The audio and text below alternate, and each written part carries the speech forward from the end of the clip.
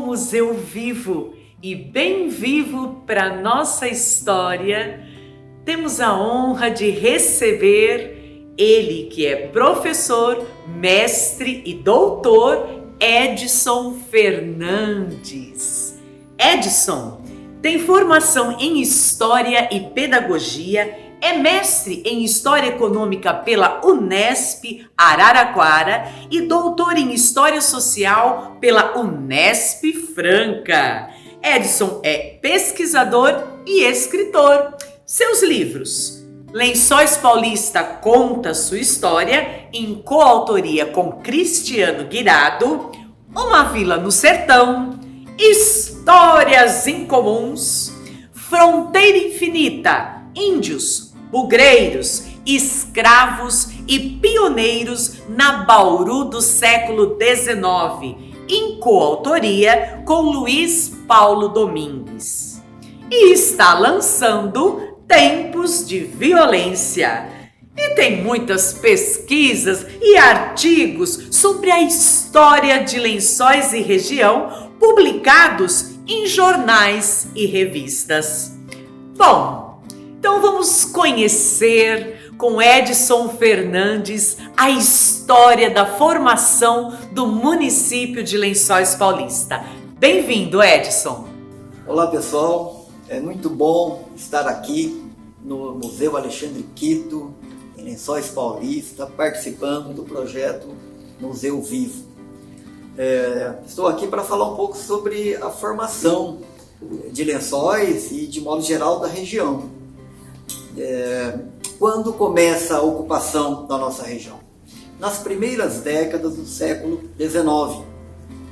Essa região, os mapas antigos mostram como terreno desconhecido. Vocês podem observar nesse mapa aí, que é de 1872, o mapa da província de São Paulo. A província é o nome que se dava aos atuais estados. Então vocês reparem que nesse mapa a porção mais oeste ela está em branco. Então era muito comum esses mapas aparecerem em expressão assim: terrenos desconhecidos como esse que vocês estão vendo, ou então terrenos habitados por índios selvagens. Então essa região até meados do século XIX os mapas eram assim, até um pouco mais. Esse mapa é de 1878. Só que em que momento que nós estamos vivendo da história do Brasil? Um momento, por exemplo, da expansão do café, um momento em que a mineração no atual estado de Minas Gerais já estava em declínio. Então essa região começa a receber povoadores vindo de outras regiões de povoamento mais antigo. Por exemplo, na nossa região, muita gente veio de Minas Gerais. Até eu gosto sempre de dar esse exemplo. Nós temos uma cidade aqui perto que se chama Mineiros do Tietê. Nós temos havia um bairro antigo, né, que se chamava Pouso Alegre. Pouso Alegre é o nome de uma cidade de Minas. Então a presença dos mineiros ela está na geografia da região, mas não só de mineiros. Pessoas que vêm de povoamento mais antigo, por exemplo, o Vale do Paraíba Paulista e o Vale do Paraíba Fluminense, né? Gente que vem de Sorocaba, de Botucatu, e eles vêm ocupando terras aqui, por conta de que naquele momento, nas primeiras décadas do século XIX, a terra era praticamente de quem se apossasse, porque não havia ainda uma lei que regulamentasse a posse, a compra, a ocupação da terra. Essa lei vai ser a Lei de Terras de 1850. O que vai dizer essa lei? Que a terra a terra pública devoluta só será adquirida por compra. Mas muita gente entrou antes da lei, vai se apossando.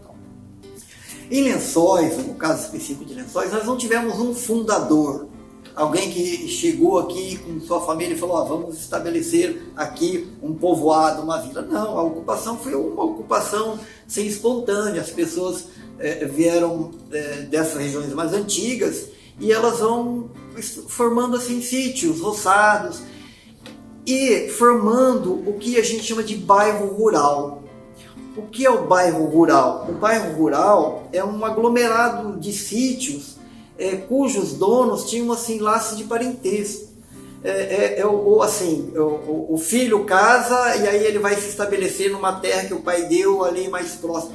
Então o bairro rural, diferente do bairro urbano, onde as pessoas são vizinhas, o bairro rural é uma casa aqui, outra casa a 400 metros, outra casa a 500 metros.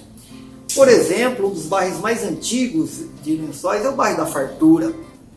Então, vão se estabelecendo esses bairros rurais. E aí, essa outra gravura que vocês estão vendo aí, ela mostra, nós estamos vendo aí o rio Tietê, o rio Lençóis desaguando no Tietê, e depois vocês estão vendo o núcleo urbano, que é um pequeno núcleo urbano, e os bairros rurais. Então, as pessoas vêm e vão se estabelecendo nos seus sítios, nos seus ossados, suas fazendas, e vai se formando bairros rurais. Em Lençóis, como eu falei, a Fartura, a Faxinal, Corvo Branco, Cabeceira do Turvo. Então, vários bairros rurais que vão acolhendo essa população. E vai chegar um momento que vão se formar as freguesias, as vilas, que fazem parte da realidade demográfica da nossa região. Bom, como que as pessoas viviam nessa época? Qual era a população de Lençóis nessa época? Nós tivemos o primeiro censo nacional em 1872. Só que na província de São Paulo, por conta de uns atrasos, né, esse censo foi feito em 1874. E ele captou a população da nossa região. Eu vou falar só o caso núcleo de Lençóis e o seu entorno, que são os bairros rurais. A população de Lençóis era em torno de 5.200, vocês estão vendo aí na tabela, 5.200 pessoas. E uma população de livres e de escravos. Havia aqui pessoas escravizadas em Lençóis. Então, os livres, 5.200, a população escravizada em torno de 600, 630, que daria um total de quase 6.000 pessoas que habitavam aqui. Veja que eu estou falando do núcleo urbano, que já tem um pequeno núcleo urbano, que é aqui essa parte mais antiga da cidade, onde hoje é Rua 15. E havia os bairros rurais, que era a população que vivia no entorno. Então a população total perto de 6.000 pessoas. Lembrando que a população rural é muito superior à urbana. Aliás, alguns bairros rurais tinham uma população maior do que o núcleo urbano, que era ainda muito pequeno. Esse censo, então, é de 1874. Em que condições as pessoas viviam? Lógico, as pessoas que viviam no meio urbano tinham uma característica diferente, as atividades diferentes das pessoas que viviam no meio rural. Mas nós temos aqui o relato, as memórias de uma mulher que veio morar aqui na região no fim do século XIX. E ela descreve a casa em que ela morava, que é no meio rural. Eu vou ler para vocês, é um trecho muito curto. Olha, a casa era muito pequena e baixa. As paredes um tanto velhas e estragadas. Eram feitas de barrote com casca de coqueiro e somente a salinha de jantar era forrada de pano de estopa já bastante apodrecido pelas goteiras e cheio de buracos por onde vazavam cacos de telha e até ratos, os quais estavam de correria pelo telhado, tanto de dia como de noite. A gente até imagina, né, os ratos fazendo esse barulho, né? E tudo muito preto da fumaça que subia da cozinha, que era na parte ainda mais baixa da casa. Água não havia dentro e a luz era de querosene. Eram as condições em que boa parte da população morava, né? Casas muito precárias, né? E essa população do entorno da cidade. Então as condições eram muito precárias. Não havia médico. As pessoas se curavam com benzedeiras, com essas pessoas que faziam essas poções aí, né? Só para vocês terem uma ideia, a gente tem um levantamento de que idade que as pessoas morriam. É um levantamento que vocês podem ver aí nessa tabela, que mostra a idade ao falecer de pessoas livres e pessoas escravizadas, né? De ambos os sexos, entre os anos 1867 e 1888. A mortalidade era altíssima. Para vocês terem uma ideia, no total das pessoas que nasciam, em torno de 25% morria com menos de 1 ano de idade. E mais um tanto, mais 25%, em torno disso, os números estão aí na tabela, morria com a idade de 1 a 14 anos. Ou seja, metade das pessoas morriam com menos de 14 anos.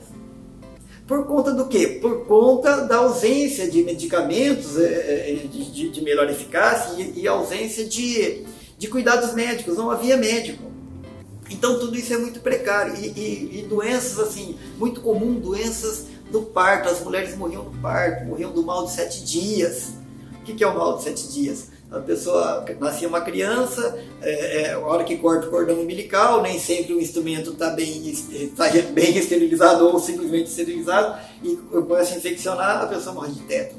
Então são mortes muito comuns, ou mortes assim como parto infeliz, com tudo isso, seja lá o que isso signifique, né? Mas eram complicações do parto, por conta da ausência desses cuidados médicos. E uma coisa, a morte era democrática. Ela atingia tanto os ricos quanto os pobres, porque não tinha médico nem para um nem para outro. Então, era uma situação muito precária que essas pessoas viviam nesse momento do século XIX. Bom, pessoal, como que esse aglomerado de sítios, esses bairros rurais, como isso se transformou numa cidade, a cidade que nós temos hoje? Foi uma evolução política ao longo do tempo. Então, como eu disse anteriormente, as pessoas vão formando esses sítios, roçados, vão formando esses bairros rurais. Os bairros rurais, até hoje, as pessoas têm a memória dos bairros rurais, né?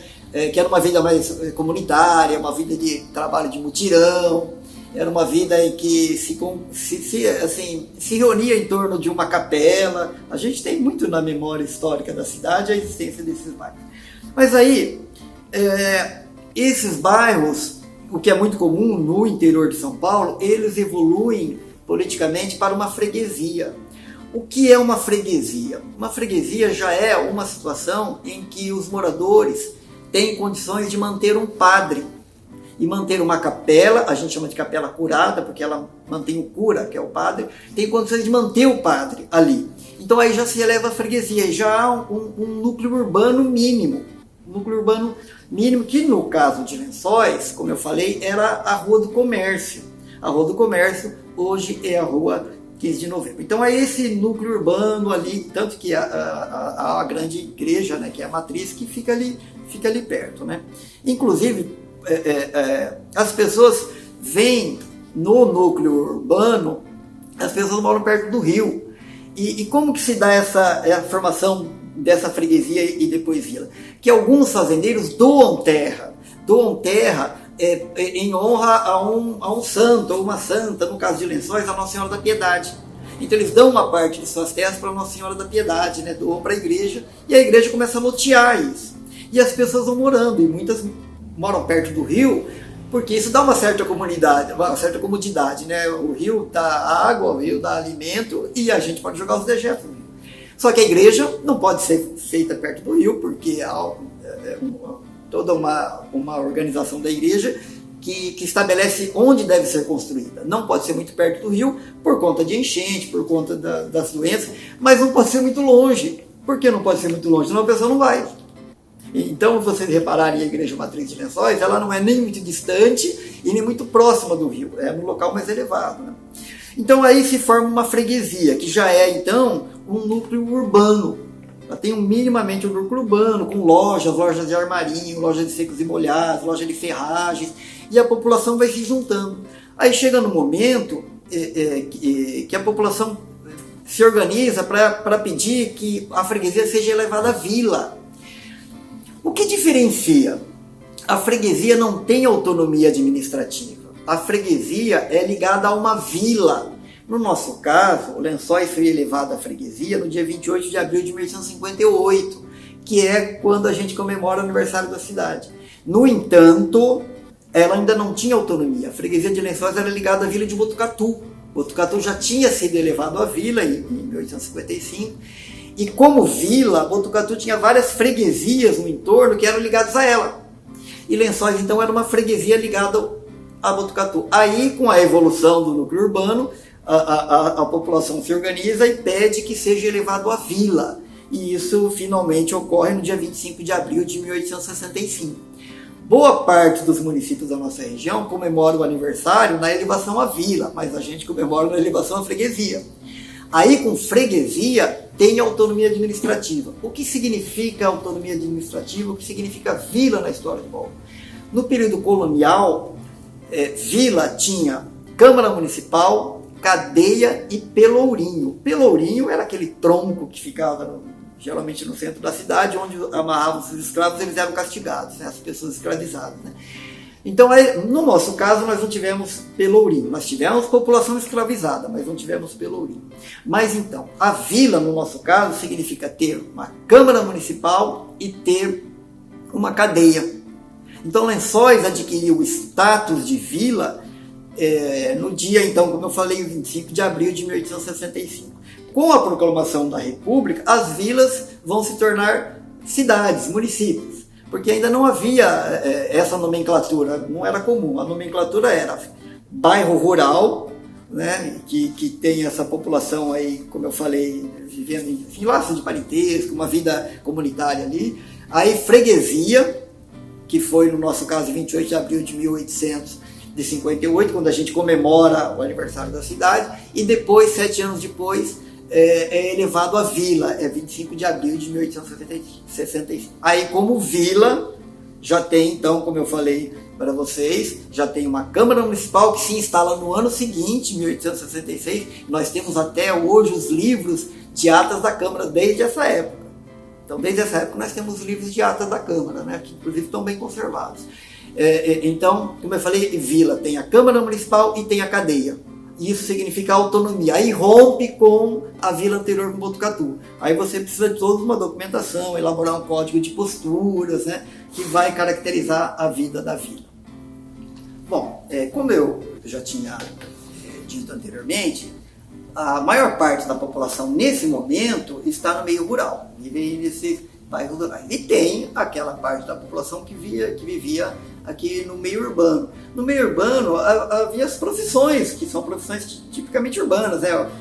O comerciante tem um armazém, o sujeito tem uma loja de ferragem, outro tem uma loja de couro, né?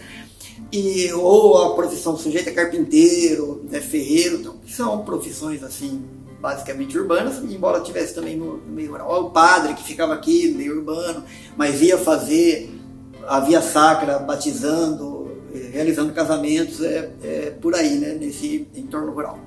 Esse núcleo urbano, nós temos um documento muito interessante, que foi a planta da cidade. A planta da cidade foi mandada fazer após a proclamação da República. Um detalhe importante aqui. Até a proclamação da República, que é de 1889, Igreja e Estado estavam unidos.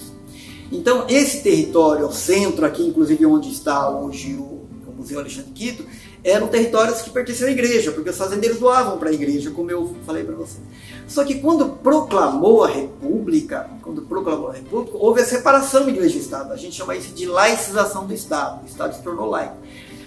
Então, o poder público, na época da Câmara Municipal, ainda não tem a figura do prefeito, a Câmara Municipal negociou e comprou da igreja. Mas comprou o quê? Bom, as pessoas tinham comprado seus terrenos da igreja, né? Mas as ruas e as praças ainda pertenciam à igreja. Então o poder público comprou pagando 10 contos de réis, que na época era um dinheiro bastante considerável. Comprou e se desvinculou completamente da igreja. E para entender o que estava ocorrendo, como que era a cidade, a Câmara Municipal, que era formada pelos vereadores, encomendou a planta da cidade. E quem fez a planta foi um sujeito assim, muito conceituado, era um sujeito que tinha participado inclusive da Guerra do Paraguai, chamado Ismael Marinho Falcão, que depois vai morar em Bauru e hoje tem uma vila em Bauru com o nome de Vila Falcão. Então esse Ismael Marinho Falcão, ele morou aqui em Lençóis. E ele era um sujeito versado nisso, de fazer essas plantas aí. Ele levantou essa planta de 1894, essa que vocês estão vendo, vão ver aí na gravura. E se vocês repararem, tem o nome dele lá, Ismael Marinho Falcão.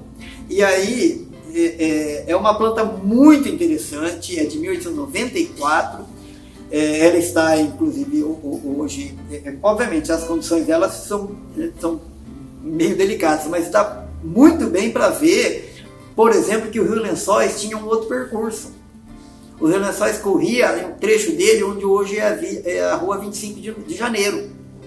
Então aí o rio, na década de 1940, o rio foi retificado. Ele foi levado para um outro lugar e ali se passou a rua que vai ser a rua 25 de janeiro. Então vocês podem reparar que o núcleo urbano é muito pequeno. Então é uma planta muito interessante.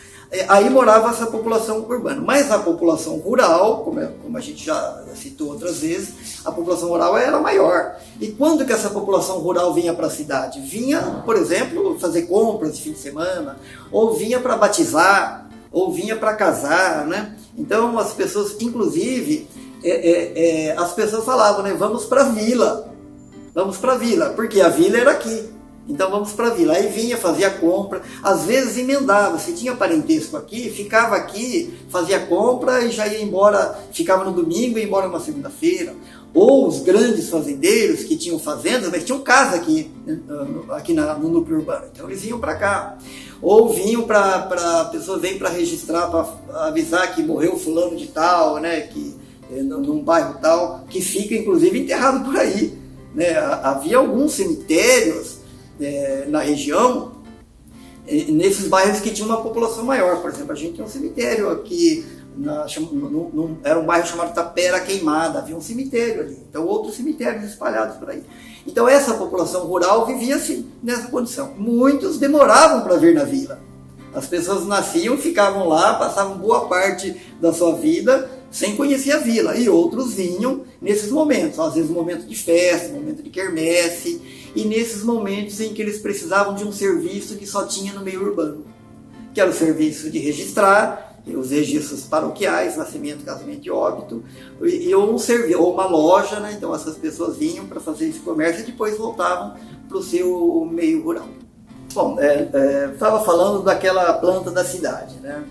Então tem algumas coisas interessantes naquela planta, que é de 1894. O rio, como eu tinha comentado, o rio foi retificado, né? O seu leito foi feito um leito mais abaixo do que ele é hoje. Parte da atual rua 25 é ali que passava o rio. E é interessante que quando chove muito, o rio quer voltar para o seu leito original, né? Porque ele foi mexido. E a ponte mais antiga de Lençóis é essa que hoje está na rua 9 de Julho, que ela é de 1914. Então ela ligava aqui a cidade até a estação de trem. A estação é de 1898. Então, para dar passagem para as pessoas, foi feita essa ponte. Lógico, porque tinha aquelas pontes bem precárias, que a gente chama de pinguela, né? Que as pessoas faziam por aí para atravessar o rio. Mas ponte mesmo é aquela. E a ponte da rua Antônio Tedesco, que é da década de 40, ela foi feita no seco, porque o rio não passava ali. Depois é que o rio foi retificado e ele passa então ao leito, que é o leito que tem hoje. Bom, aí voltando a falar dessa população, do trabalho das pessoas, né? O que as pessoas trabalhavam, como que era o meio de vida, como que elas ganhavam a vida. Bom, lógico que no meio rural as pessoas viviam da agricultura. O começo da formação de Lençóis ainda não tem os grandes cafezais. Então, o que as pessoas plantam, o que elas criam aqui?